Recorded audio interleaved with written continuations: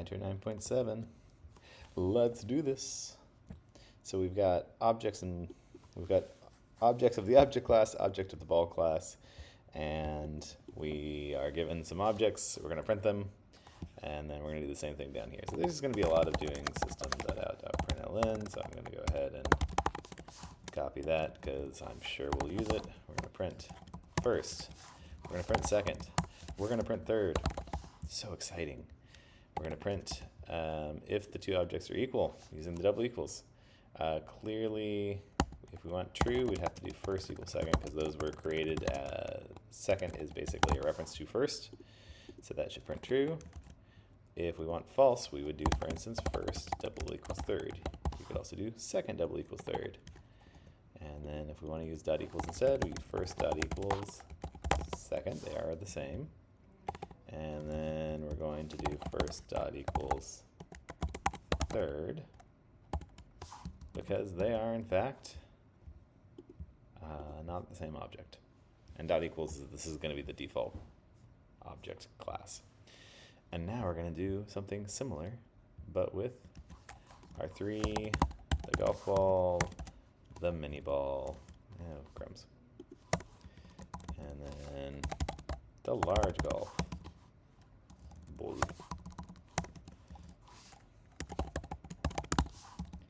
Then we got to do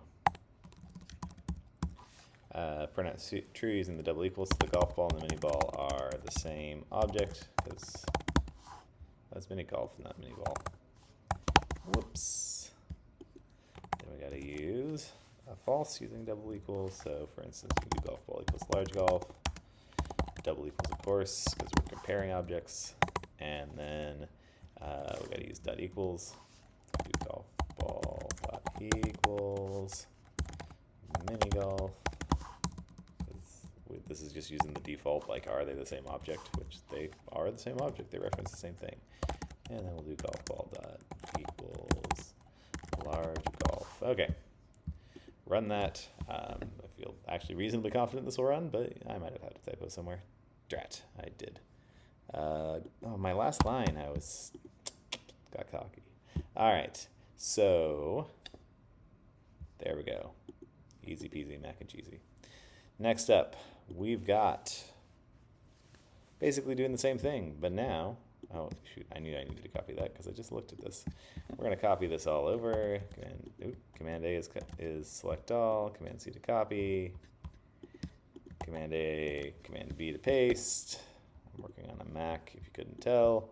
Now we need to do our toString and our equals, so we're going to do public string toString.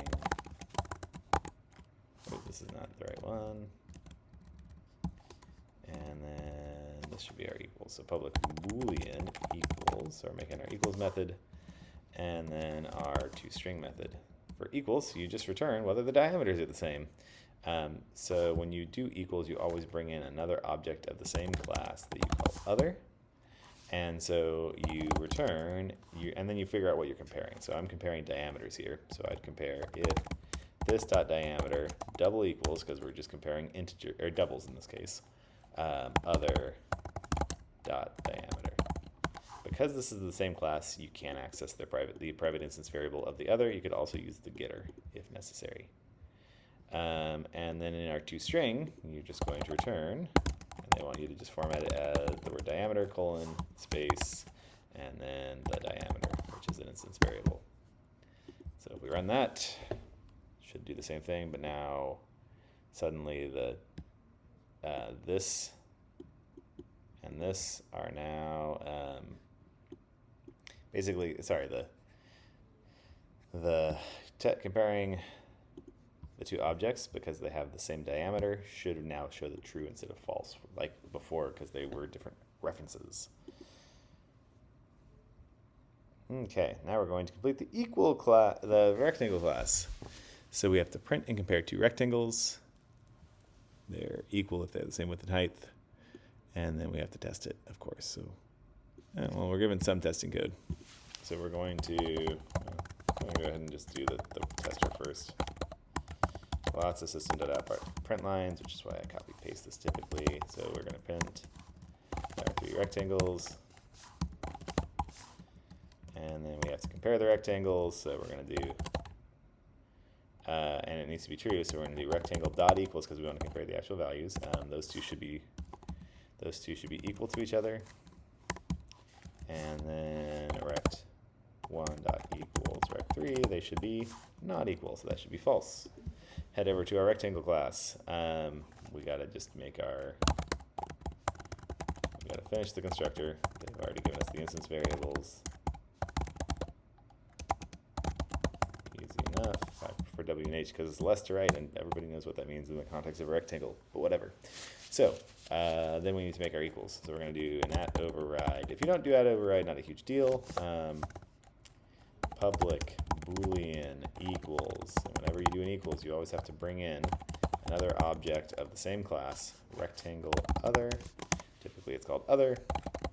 And then we just have to check to see if the width of the rectangle we're comparing is equal to the other's width. And double ampersand, this dot height double equals other dot height, semicolon. There we go. Now we wait. Whoops. Sorry, you can't override equals in toString because they're part of the object class, which we're not explicitly extending. It's implicitly extended. So add override doesn't actually work in this case because it's not. We didn't put extends object in this case. Oh, they want us to do toString. I should have looked at that a little more closely. Public string toString. And then we're going to return, how many of these have we done? A rectangle with a width of 5, and then we got to put the height. By the height I mean the width.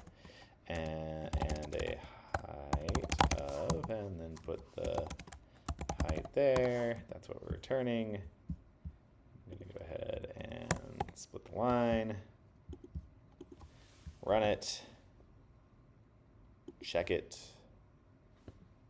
Pass it.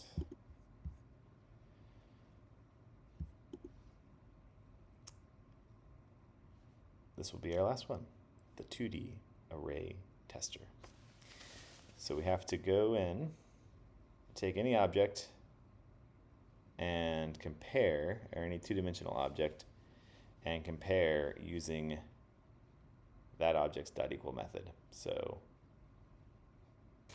we're given generic objects like integers or strings. Notice these are the integer objects, not primitives. And we got to make them equal, or check if two arrays of these objects are equal. So the first thing we want to do is make sure the sizes are the same. So we're going to say if my array, which is our instance variable, dot length does not equal the other's length, or double vertical, my array dot, and then we're going to just look at row 0. We're kind of assuming these are rectangular. That is something that they actually say for the AP class, that you can assume rectangular arrays. Okay, so if either of these things are the case, I'm going to go ahead and put this down one line, we will return false. Now, otherwise, we can iterate through our rows and columns of our 2D array. So we're going to do my array.length r++, so there's our row variable, and then we nest a for loop with our column variable. And we got to look at, we can actually look at row r, handle the case that they're not the same length, although it would actually break if they're not the same length. So, you know, it has to be rectangular, or we'd need more logic to deal with it. Okay, so now we just need to see if the two values are equal. So we would say if my array at r, position r, c, and we have to use the equals method because these are objects, other r, c. If that's not true, return false. And then when we're done, if we get through both for loops without breaking, or without returning false, then that means we can return true because the two objects match. Doesn't like something that it array index out of bounds exception. So what did I do wrong? Nope, this is R++. It needs to be C++. Like the language. And then we run that. Excellent. And that is 9.7.